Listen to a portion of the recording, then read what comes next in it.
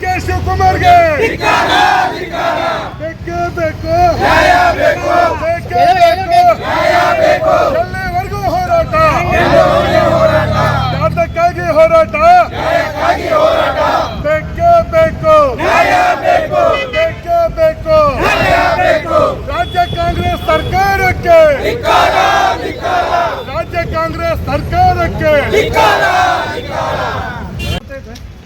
ಮೊನ್ನೆ ತಾನೇ ನೂತನ ಸಚಿವ ಸಂಪುಟ ವಿಸ್ತರಣೆ ಆಗಿರುವಂಥದ್ದು ಕಾಂಗ್ರೆಸ್ ಸರ್ಕಾರದ, ರಾಜ್ಯ ಸರ್ಕಾರದ. ಆ ಸರ್ಕಾರದಲ್ಲಿ ಮಾನ್ಯ ಡಿಕೆ ಶಿವಕುಮಾರ್ ಅವರ ಒಂದು ನೇತೃತ್ವದ ಸರ್ಕಾರದಲ್ಲಿ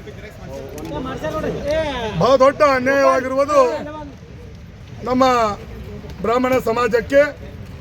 ಇತಿಹಾಸದಲ್ಲಿ, ಸ್ವತಂತ್ರ ಕಂಡ ಭಾರತದ ಇತಿಹಾಸದಲ್ಲಿ ಪ್ರಥಮ ಬಾರಿಗೆ ಬ್ರಾಹ್ಮಣರ ಒಂದು ಮಂತ್ರಿ ಇಲ್ಲರ ಯಾವುದಾದ್ರೂ ಕ್ಯಾಬಿನೆಟ್ ಆಗಿದ್ರೆ ಅದು ಮಾನ್ಯ ಡಿಕೆ ಶಿವಕುಮಾರ್ ಅವರ ಒಂದು ಸಚಿವ ಸಂಪುಟ.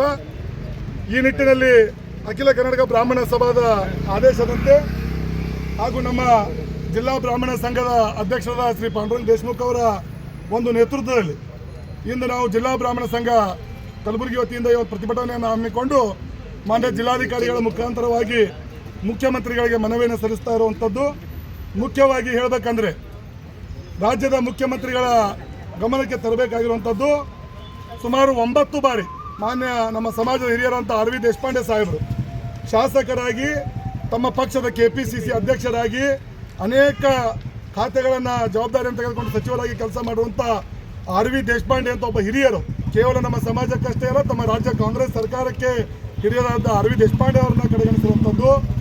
ನಮ್ಮ ಸಮಾಜದ ಹಿರಿಮೆ ಮಾಜಿ ಮುಖ್ಯಮಂತ್ರಿಗಳಾದ ಗುಂಡೂರಾವ್ ಅವರ ಸುಪುತ್ರರಾದ ದಿನೇಶ್ ಗುಂಡೂರಾವ್ ಕೂಡ 6 ಬಾರಿ ಚುನಾವಣೆಯಲ್ಲಿ ಸ್ಪರ್ಧೆ ಮಾಡಿ ಗೆಲುವನ್ನು ಸಾಧಿಸಿ ಮಂತ್ರಿಯಾಗಿರ್ಬೋದು, KPCCಯ ಅಧ್ಯಕ್ಷರಾಗಿ ಸೇವೆಯನ್ನು ಸಲ್ಲಿಸಿ ಅನೇಕ ಸಚಿವರಾಗಿ ಕೂಡ ಅವರು ಕೆಲಸವನ್ನು ಮಾಡಿರುವಂಥದ್ದು.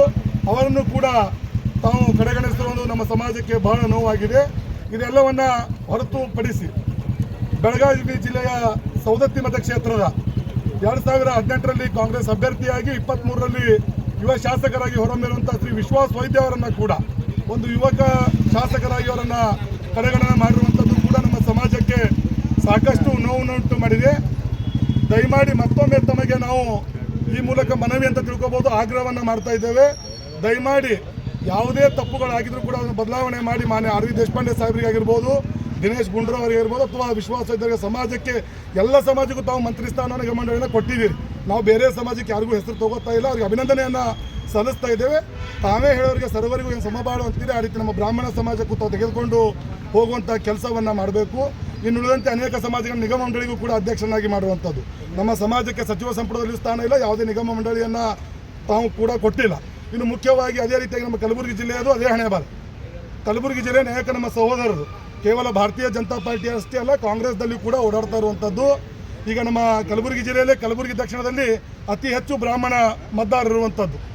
ಇಲ್ಲಿ ಕೂಡ ಅನೇಕ ಜನ ಈಗಿರುವಂಥ ಶಾಸಕರ ಜೊತೆಯಲ್ಲಾಗಿರ್ಬೋದು, ಅವ್ರ ಚುನಾವಣೆಯಲ್ಲಾಗಿರ್ಬೋದು ಪಕ್ಷದಲ್ಲಿ ಗುರುತಿಸಿಕೊಂಡಿದ್ದಾರೆ.